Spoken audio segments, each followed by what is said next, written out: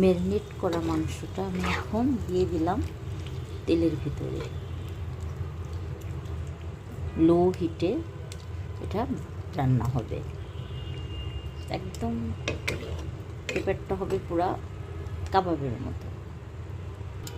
দিয়ে দিলাম একটু গুঁড়ো দুধ দিয়ে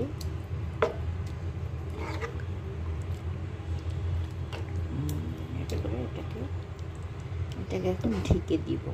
হালকা আছে, এটা আস্তে আস্তে রান্না হবে। আমার এটা হয়ে গেছে।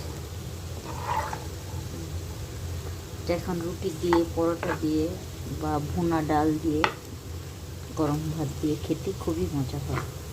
এভাবে রান্না করলে মাংসটা ছেঁচে নিয়ে ভেজে মাঝে মধ্যে খাওয়া যায়।